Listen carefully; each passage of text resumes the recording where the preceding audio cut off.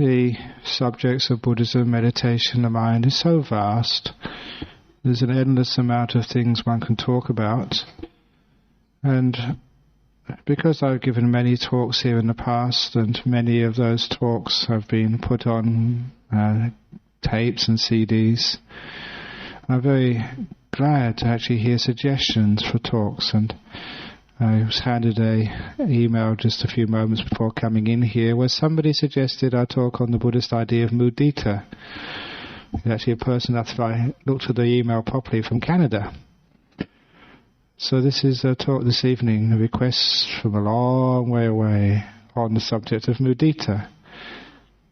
The Mudita is a subject which is emphasized in Buddhism, which is basically focusing on the happiness aspects of people's lives, especially others. It forms a pair with compassion.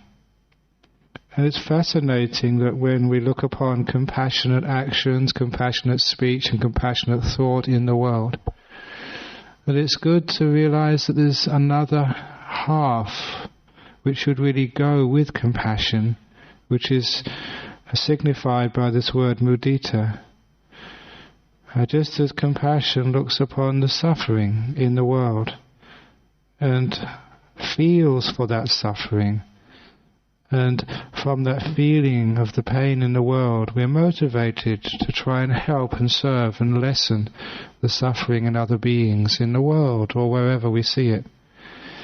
But in the same way that we also develop this other half, this partner, this invisible partner of compassion called mudita, which instead of looking at the suffering in the world, actually looks at the happiness in the world, at the success of others, at the freedom of others, at the joy of others, and also at those things inside of oneself. Because as you all know, that people in serving, helping professions who practice compassion sometimes get so worn out and sometimes even grumpy and angry. And why is that? Because we keep focusing on the life's faults, on the pain and the suffering, and sometimes it gets too much for us. Why it gets too much for us is because we are unbalanced in the way we look at the world. And this is why the Buddha, in brilliant teaching of saying, balance your view of the world, not just by looking at the pain and suffering, but also looking at the happiness which you see in other people in life. Because sometimes it's so easy just to get really fed up and down. The government's awful, life is awful, there's global warming, there's wars in the country, there's pestilence, there's all these diseases, and if diseases don't get you, then cancer will, and if cancer doesn't get you, then Alzheimer's will. We all end up, if we live long enough, getting dementia. Whatever it is, we think, isn't it terrible, sort of what's in front of us. And it's very easy to look at life like that and see its pain, see its negativity. And great, we want to help and serve to make sure we lessen those problems as much as we want. But if that's all we see, we become unbalanced. And this is one of the problems which people have, serving and helping. Sometimes they get so depressed. In fact, there was one of the members of the early days in this Buddhist society, in the days we were in Magnolia Street over 20 years ago. And very kind lady who was one of these listeners.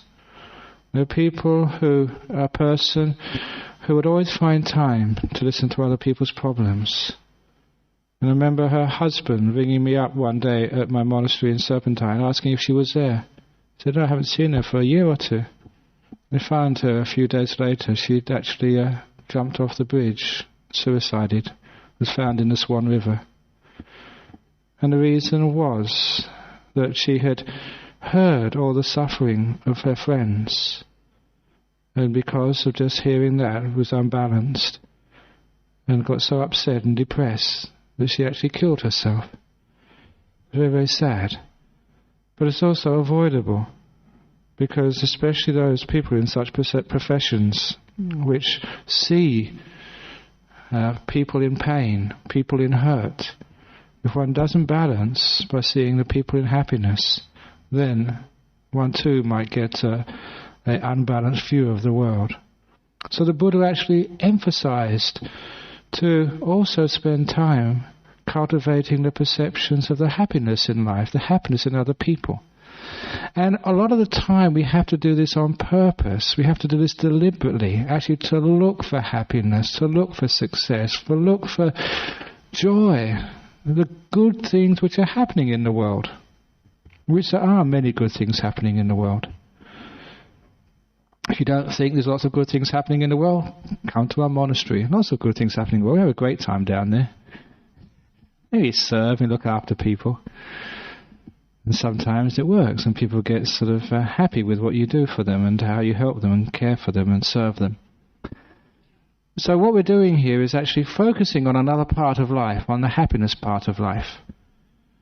And by focusing on that, focusing on the success, we get this sense of inspiration, this sense of joy, the sense that life isn't all bad. We can rejoice in the goodness of the world. We can rejoice in the goodness of life, and we can also rejoice in the goodness of others. When we learn how to do this, not only does life look not so bad, but also other people don't look so bad. For example, that when we look at our people we live with or the people we know, it's just too easy just to see their faults. Loving kindness is looking in the other direction, seeing what's good about them and rejoicing in their goodness. There's a concept in Buddhism which is from Mahayana Buddhism rather than Theravada, but it's a beautiful concept of like Buddha nature, that everyone has a seed of goodness inside of them. And it's a powerful teaching. Early this week I was giving some talks in the hospital in St. Anne's, Mercy Hospital it's called now. And I was mentioning this because the person who was inviting me to give the talk said she's got a fascination with serial killers. I don't know why, I really teased her about that. But why is it sort of that we sort of focus on some of these really, really bad people? And why is it that when we look upon those bad people, we look upon them as like being evil? And she asked the question, is there such a thing as evil in Buddhism? I said, no, it's not evil in Buddhism, it's stupidity. That's why before the Iraq War, when I gave a speech to a demonstration, and I mentioned that there's no such thing as an axis of evil, there's an axis of stupidity. And that's centered in Washington. I said, I really got into trouble for that one, but never mind. And indeed, there's no evil in any human being. There's like stupidity sometimes. And you see that. Why people do stupid things. Because it is stupid to hurt other people or to get angry at other people. One of the teachings, the stories which I give. Hopefully I've been away for so long you forgot most of my stories. But one of the stories which I taught in the hospital was one of my favourites. That story about that man who had the afternoon off work. And his wife asked him to go to the market to get some eggs. And as soon as he went into this market to get some eggs, this young man came up and started calling him names. Started abusing him, shouting at him, and saying horrible things about him. And the husband, who just got into the market to help his wife to get some eggs, was taken aback. I don't even know the guy. Why is he calling me these terrible names? And the young man wouldn't stop. Said some awful, rude things to this husband. And he got so upset he couldn't take any more. He turned around and went home. And as soon as he got back home, his wife said, "Oh, darling, you're back early. You've got the eggs." He said, "No. I never want to go to that market again. People are just so uncouth and so rude. I don't want to go back there again." And those of you who are wives, you know how to deal with husbands when they're like that. You calm them down. Shh, it's all right, dear. And then when he was reasonably calmed down, she said, "What did that bloke look like?" And he described the young man to her, and the wife said, "Oh, it's him. He does that to everybody. Because what happened when he was young, he had an accident, and he hit his head, and he's been crazy ever since. You know, he can't finish his education, he can't get a job. He just hangs out in the market every day. That's what he just does. He just shouts at people, calls them names, but don't worry about him. He's absolutely crazy. He's out of his mind, poor fellow. As soon as the husband realized that man was crazy, all those terrible words which were said to him, all that abuse, all that unfair criticism didn't mean anything anymore, because it came from a crazy person. And when his wife realized he wasn't upset anymore, she said, "No, look, darling, I really do need those eggs, and I'm very busy. Can you go back to that market and get those eggs for me?" And he said, "Oh, sure, I can get those eggs," because he wasn't upset anymore. As soon as he got into the market, the young man came up to him, called him terrible names, donkey face, whatever. And there's only a small number of rude things a monk can say. So donkey face is one of them. It might sound cute to you, but I've got my rules and I have to keep them. And this man called him all sorts of other names as well. But this time it didn't matter anymore, because the guy was crazy, poor thing. And the husband went up to the egg store. This young man followed him and swore at him and talked in front of everybody.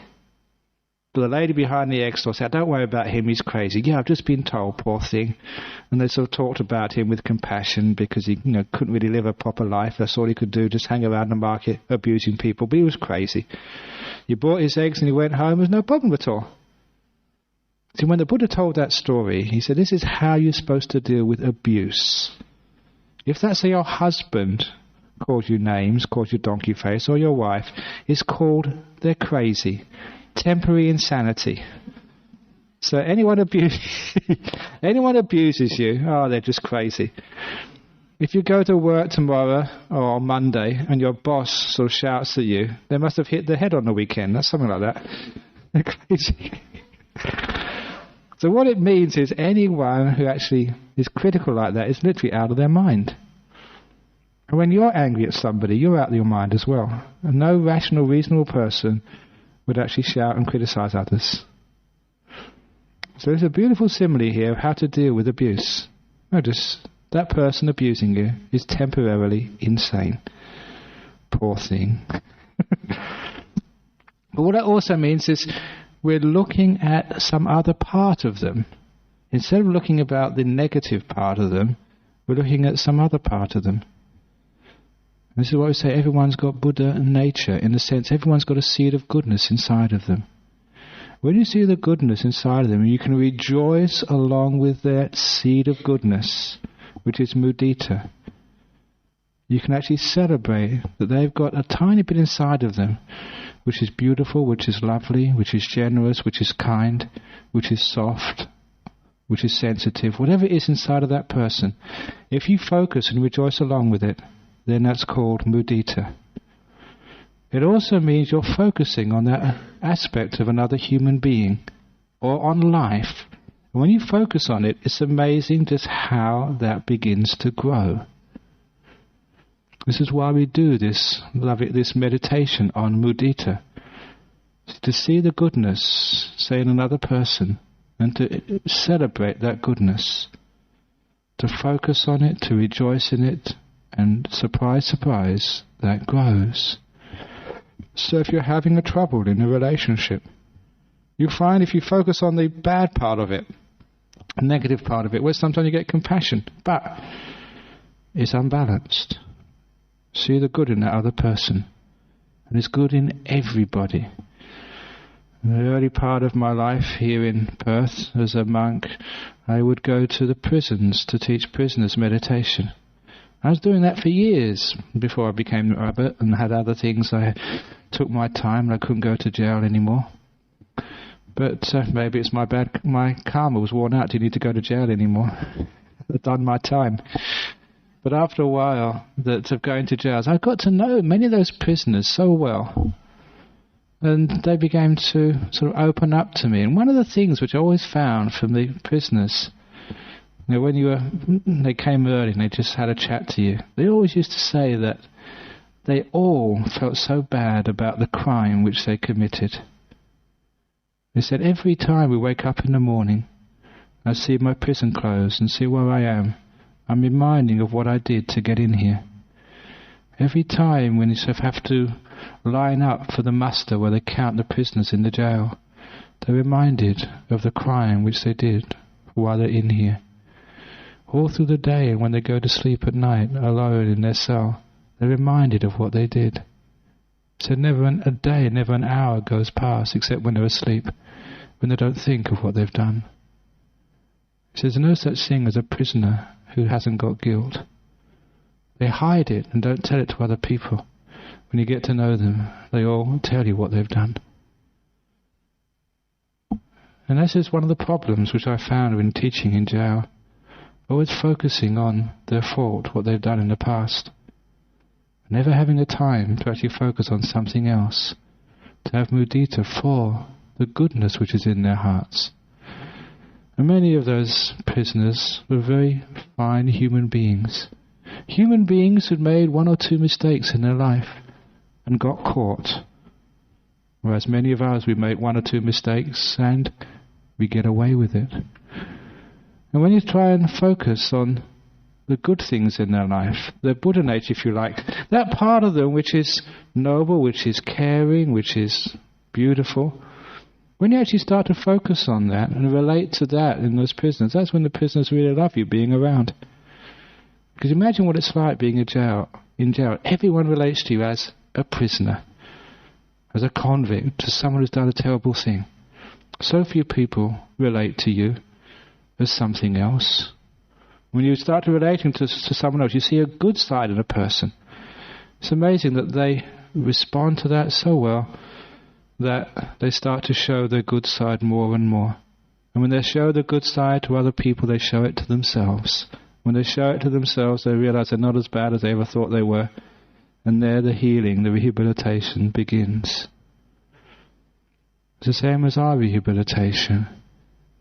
When we're talking about mudita, it's not just of other people, seeing the good side of other people and rejoicing in other people's goodness. It's also rejoicing in our own goodness as well. Sometimes that when we make a mistake, we dwell upon it all day. Not all day, but all weeks. And oh, what a stupid thing I did. I shouldn't have done that. But how often do we actually dwell on the beautiful things we do in life? This is called mudita towards ourselves. When we look at our goodness, we recognize the kindness, the generosity, the selflessness, the beauty inside us, the Buddha nature inside us, if you wish. We look upon that and we rejoice in it, is the important point. We rejoice in our goodness. What happens when you start to rejoice in your goodness is actually you're recognizing it, and we're recognizing it, it starts to grow, you start to cultivate it, and it becomes more and more. Actually, you find that goodness, that kindness grows and grows and grows. Which is why we do mudita towards ourselves. It's actually encouraging and cultivating our inherent goodness. I know I was taught as a young man that if you do anything good, you should never pat yourself on the back or seek for praise. You should just do it and hide it. And sometimes you hide your goodness so much that not even you can find it. And sometimes we get depressed. We get fed up because we think there's no goodness inside of us. All we can see is our faults and what's wrong with us. And so sometimes we need mudita to go searching for our goodness. See if there's anything inside of us which is worthwhile. One of those stories I heard from one of the members who used to come here, but he's not here today. It was a story from a funeral in the United States many years ago. At the funeral of this elderly man, his wife gave the eulogy. And when she was describing her husband's life, she described an incident which happened when he was at primary school. And the result of this incident, from a very, very brilliant teacher, had actually helped him through many of the crises of his life. Times when he felt so alone, when he felt so sad and burdened with the suffering. Something which could actually help him put himself through the dark times of life. what had actually happened was, in the primary school class, there was some sort of altercation, some sort of argument, almost coming to a fight. And the teacher had stopped the class doing what they were doing before. In order to bring a sense of peace and harmony, she got the two factions, sat them down, gave them a piece of paper and a pencil, told them first of all to rule a line down the middle lengthwise of the piece of paper, and to choose one of their enemy, one of the other side they were arguing with, write their name on the top, and on the left-hand side of the paper write all the stupid things that person does, all the things you hate about them, you dislike about them, all their faults, as much as you like. And so all the kids were writing about their enemies, all the terrible things they did. And they filled out the left-hand side of the paper. Now on the right-hand side of the paper, write down all the things you like about that person, all their good qualities, all the things you respect about them. And they had to do that. It took a bit longer time, but they wrote down on the right-hand side all the things they respected and cared for about their enemy. And she told them to carefully sort of tear the paper down the middle along the line. The left-hand side, all the things you hate, screw it up, put it in the bin. The right-hand side, give it to that person you hate. All the things you like about them. And after that was done, he got his half from his enemy, all the things his enemy actually liked about him. And his wife said he kept that piece of paper throughout his whole life. And whenever he felt sad and upset, he'd get that piece of paper out and read it to himself about a person in school who didn't even like him, respected his good qualities.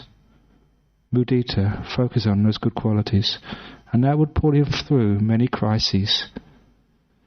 And having given that as her eulogy, according to the story, about 5 or 6 other people stood up, reached into their purses and wallets, and also brought out pieces of paper, teared down the middle, or left, right-hand sides. They too were in that same class. That's why they were friends. And they too had kept that piece of paper throughout so many decades. That too had pulled them through the very dismal days of their life. Because what it was doing was showing them how to focus, not just on the faults and the pain of life, but also to focus on the happiness and the good side. It's there, but sometimes we just can't see it because we don't want to see it. The Buddha was very brilliant in his analysis of the human mind, and just to show just how we get into these ruts of negativity, where we just only want to see what's wrong. We only want to see the faults. We only want to see the rubbish side of life. It's called when we're negative, when we're angry. When we look at the people we work with. We look at the people we live with. Our husband, our wife. After a while, it's just too easy to see their faults, to amplify those faults and to hate the person we once loved. Your brothers and sisters you grew up with, people you played with, you cared for. Maybe later on in life things happen and you don't like each other anymore. Why? So often as we're focusing on only a part of the story, the left-hand side of that page, we really want to actually look at the right-hand side of the page as well, the mudita side. And if we can do that, it's amazing just how we can have compassion, peace, even love for all sorts of beings. In jail, even though there was murderers and rapists and things like that, you could still have compassion, kindness, even love for all those beings. Once you saw the right-hand side of the paper, the mudita side, you could actually rejoice in the goodness of the rapist. Were they a rapist anyway? They'd done that act 1, 2, 3, 4 acts, I don't know how many times, but they'd done many other things in life. It's just too easy just to sum up a person by a handful of terrible, mean acts which they've done in their life. Can you really sum up a person like that? Is that fair, ignoring anything else they'd ever done? I don't think it is fair. It's not rational. So how can we judge a person so cruelly? They have got a right-hand side of that paper. Things which are good and kind and generous and wonderful about themselves. And so have you. We also got a right-hand side of the paper. So that's why Mudita actually looks at ourselves and celebrates the goodness we have. What have you done today which has been beautiful and good? When you go home at night, do you think of all the good things you've done? Or do you think about the stupid thing which you did today? The thing you got into trouble for? Your faults, your mistakes? You see what I'm talking about here? That, yeah, you got to recognize those mistakes, but not to dwell upon them, and to balance them with all the good things. Then you feel good about yourself. What happens when you feel good about yourself? You feel happy. It's a path to happiness. When you feel happy, you tend to do more good things. When you feel miserable, you go home and you tend to kick the dog. If you haven't got a dog, the cat. If you haven't got a pet, you kick your husband or your wife or whatever. You want to kick something. You want to get... This is what happens when you're grumpy, when you're unhappy. But imagine you go home really happy, or you go home from the Buddhist society here with a big smile on your face. Then how are you going to deal with your people back home? Of course, you're going to do more good things. You're going to be more positive, more caring, more happy, whatever it is. So from happiness, more giving to others. So it's in your interest and other people's interest to cultivate happiness. So we actually learn how to cultivate happiness as a Buddhist. That's why that the basic Buddhist teachings, which we call the Four Noble Truths, you may have read that in the books, but those who've been here before know that I rearranged those Four Noble Truths into actually what really is the heart of Buddhism, the heart of any spiritual life, the heart of religion, what religion is all about. Four Noble Truths. First Noble Truth is happiness. Second Noble Truth, the cause of happiness. Third Noble Truth, that there is sometimes unhappiness. And the fourth Noble Truth, why there is unhappiness. And this is actually what life is all about. Finding what happiness is, what its cause, why there's unhappiness, what the cause of unhappiness is. That's basic Buddhist Four Noble Truths. And when we start to understand that, we understand why the Buddha gave all these beautiful teachings like Mudita, to create happiness in our life. The sense of being at peace with ourselves, or rather appreciating ourselves and appreciating others and appreciating life and appreciating our government. Why do you laugh? I knew you'd laugh. How about having some mudita to your government? Okay. We all think that's a really tough one, having mudita to our government. But my goodness, it's much better than some of these other governments in the world which will arrest you and put you in jail and torture you without any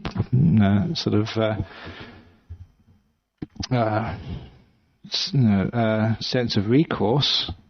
Of all the governments which are in the world, if you did a league table, we'd probably be in the top half anyway, not the bottom half. When you think of some of the other governments which actually run countries, run regimes in this world. And so we actually have a bit of appreciation for any government, no matter what kind of government there are. Any person, any policeman, anybody who's actually trying, there could be much worse, I'm saying. And many of you probably know what it means by being much worse. Somebody told me, was it in a documentary recently? It just comes to my mind on television. Of course, we haven't seen television for 30 years. But apparently there's a documentary, somebody in some African country, or somebody invaded their country, a woman was put in jail and was tortured and raped every day. If I remember correctly, someone telling me this a few days ago. And that's why there was actually this lady who invited me to the hospital. That's why she was telling me about this story.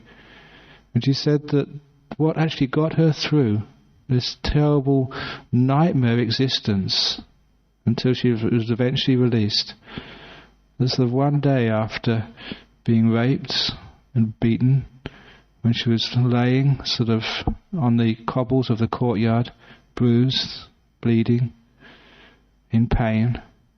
She looked up and saw, I think, the head of the guards, the torturer himself, the boss, smoking a cigarette with his friends, taking a break, and talking about he'd just bought a puppy for his son, and just how his son would feel so happy that when he brought this surprise gift back to his little boy. She saw a spark of goodness in her torturer, and she said that was what pulled her through that terrible time. Powerful story. I'm not sure if I'm reporting it correctly, if there was actually such a documentary recently on the television, but this is actually what she was telling me. And I can understand that that's feasible. I can understand why that would work. Because sometimes that when we get hurt by another person or by life, sometimes that when we just see the pain, when we see the hurt, sometimes it gets so black when we can't see any light at all, we want to give up. Depression, suicide, there's no hope. But when we see the Buddha nature, even in our torturers, then it gives us hope. There is such a thing as goodness in the world. We can develop this mudita, this celebration of the goodness in others. And an amazing thing happens, that it does grow. The people we are with tend to show that side more to us when we recognize it. And we show that side more to ourselves. Sometimes, as a monk, you may not think this, but I work very hard and I sometimes get very physically tired. Some of the things which I do are just teaching overseas, teaching here, doing administration, teaching the monks. Sometimes there's a lot of things on my plate. Sometimes I get very tired and I have to give a talk. Remember once just going to a meeting of the monks in England. As soon as the meeting was over, I had to get a plane from London to Singapore to teach at a conference. Straight off the plane, straight into the conference hall, and just going for it all day, teaching. And the reason why I get those energies is because when I get tired, I start to focus on all the good things I've done that day. I look upon the service which I've given. I deliberately focus on the beauty inside. I forget about all the faults and the silly things which I've done. And when I start to focus on the beauty and the goodness which I've done, I'm actually bringing up the perception of the good karma. And when I do that more and more, I get a sense of happiness coming up. I'm celebrating goodness. When I celebrate the goodness, I get happiness and energy starts to come up. And that's one of the ways I've got this energy source inside, by focusing on the goodness. What happens when you focus on the badness?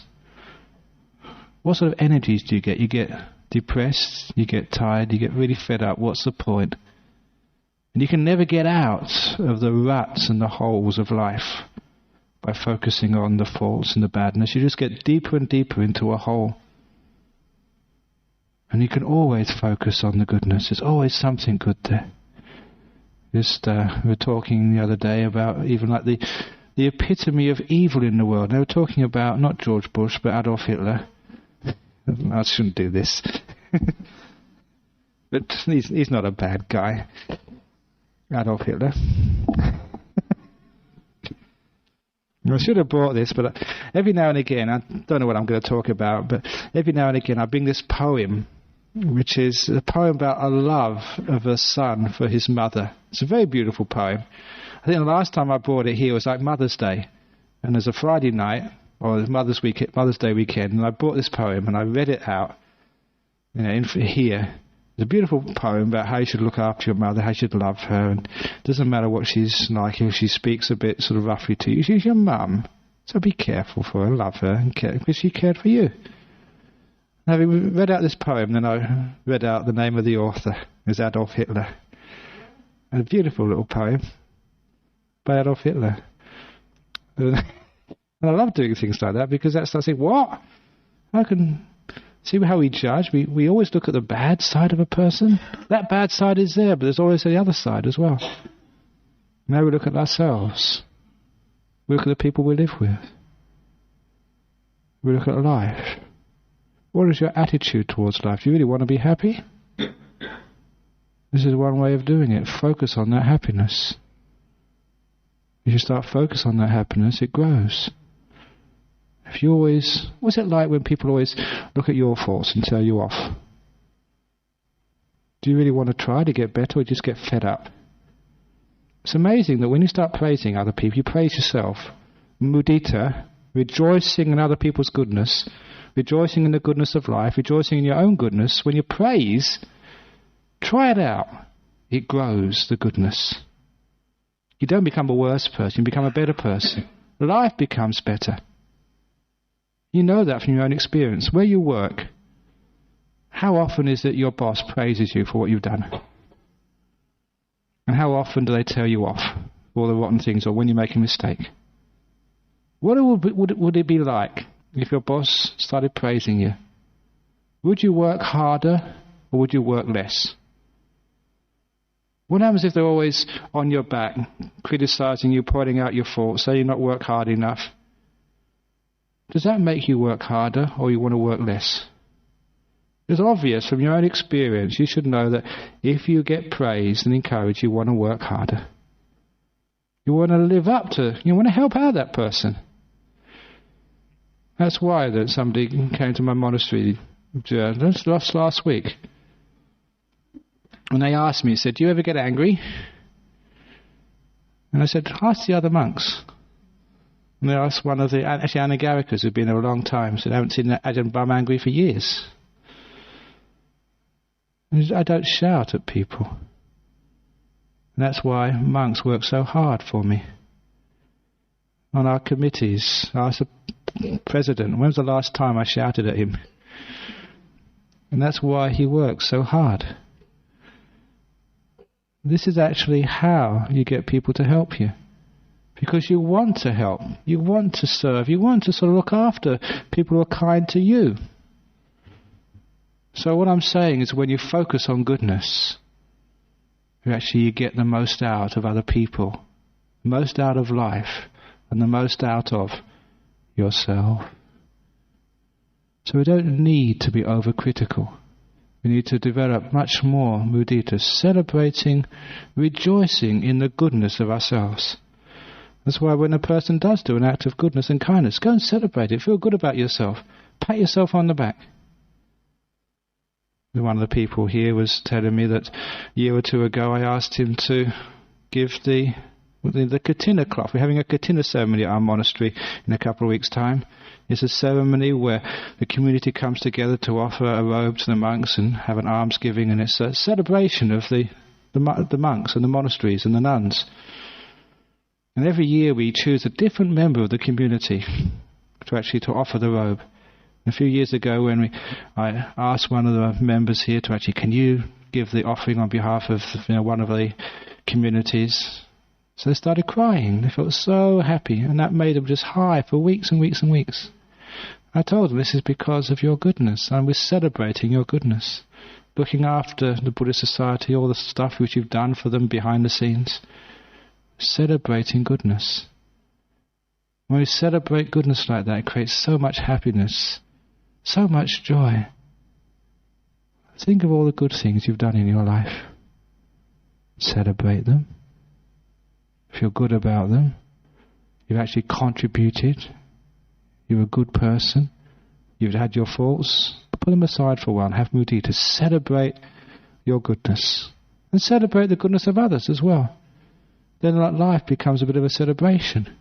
Instead of this miserable, depressed, look at the world, it's all going wrong, bombing here and stuff happening there. Okay, that's true, but don't just dwell upon that 24 hours of the day. Balance. When you balance this life in that way, then you find you can have more happiness, and with that happiness, more energy, you can actually do more things and create more positive outcomes in the world. You don't create much at all when you're grumpy and upset. If you go out into the world trying to solve the world's problems when you've got too many problems yourself, you're just adding to the world's problems.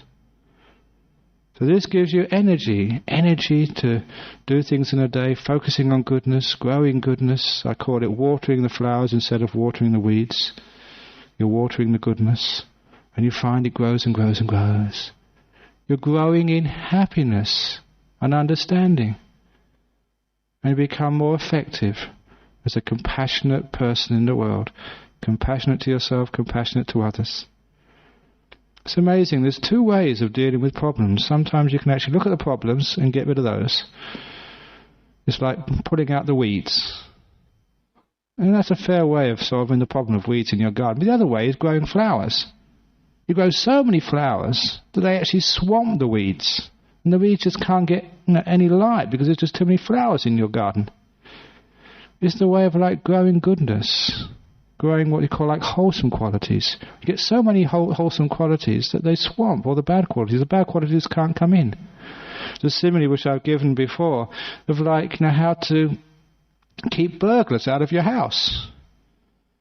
You can have sort of guard dogs and alarm systems and stuff like that to keep burglars out of the house. The other way is have all your friends in your house.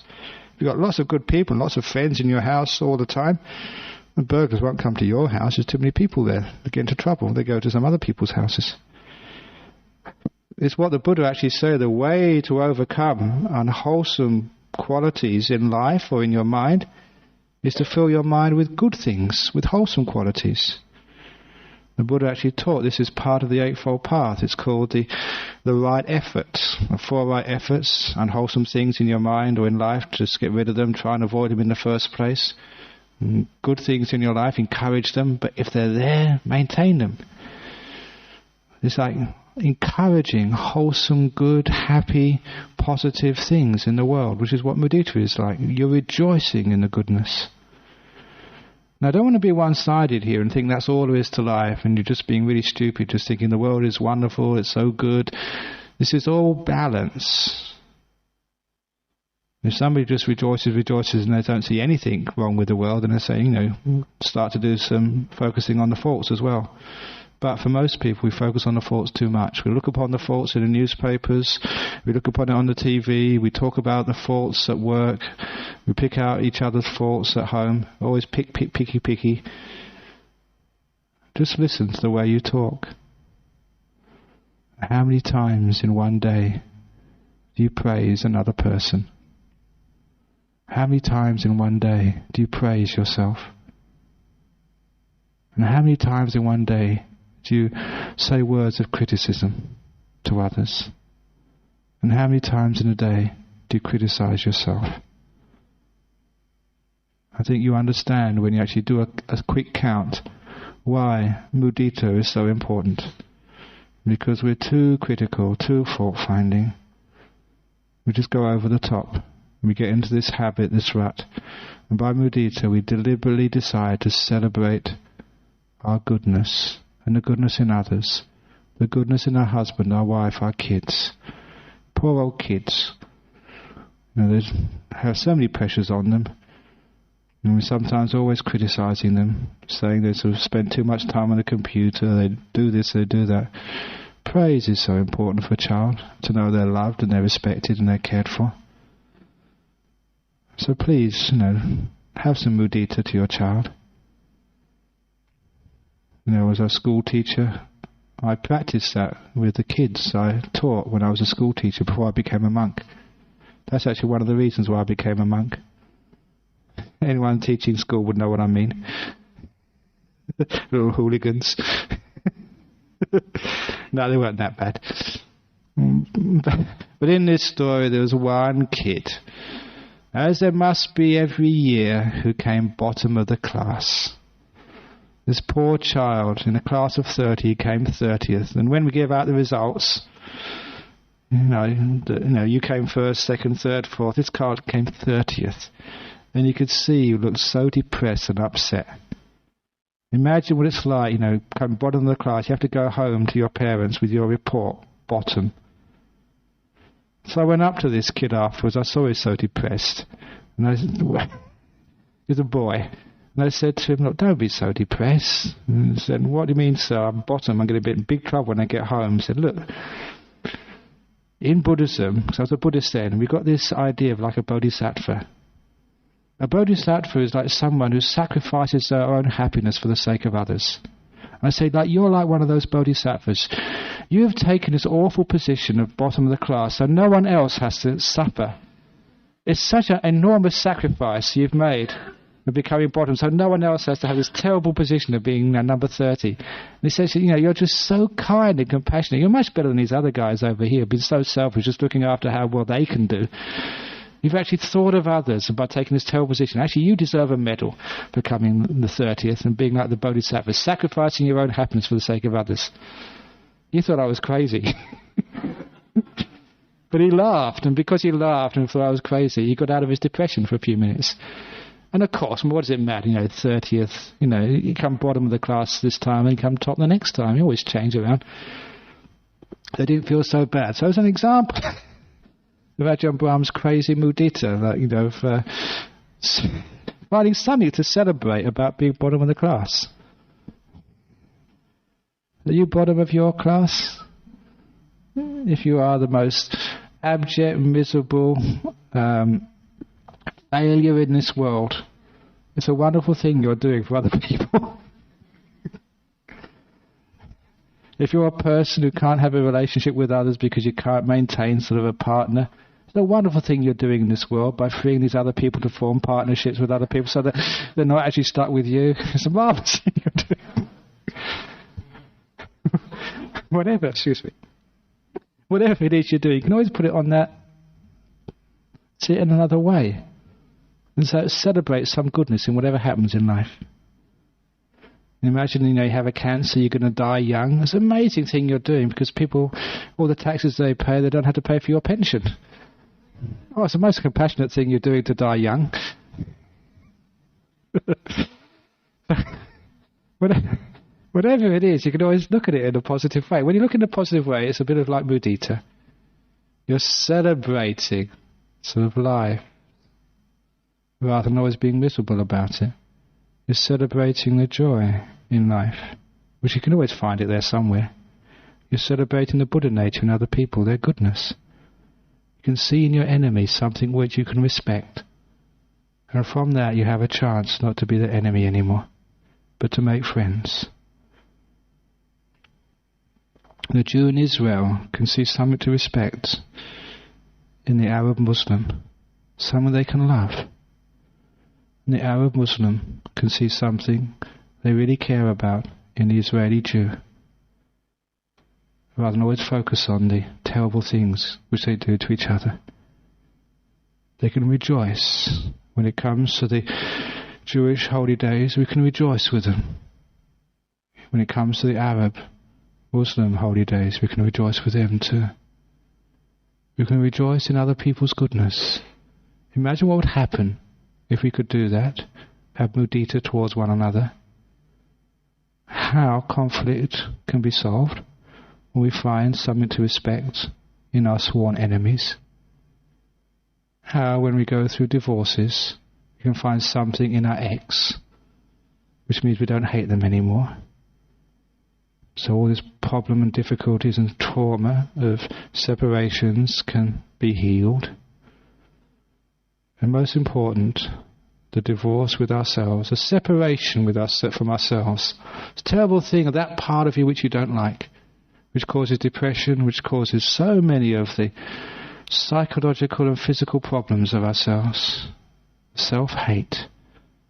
Instead of focusing on all that's wrong, we can focus with mudita on our good qualities. We can rejoice in anything we find in ourselves which is beautiful, which is good, which is kind, which is wonderful. That's called mudita. When we do that deliberately, we find happiness grows, and we actually do become better people. It's like we're putting this amazing, wonderful happiness, our friends in our house, and the burglars which take away our happiness and make us do stupid things haven't got a chance to come in, because we're full of mudita. So there's a little talk, again off the cuff as usual, about the Buddhist quality of rejoicing in the goodness of other people, rejoicing in the goodness of life, rejoicing in the goodness of ourselves, so that we can have happiness and growth. It's a valid way of growing goodness in the world, instead of just looking at the faults and trying to fix up all the faults. So thank you for listening. That's the first of the season. Hope I'm in form. See what happens next week. So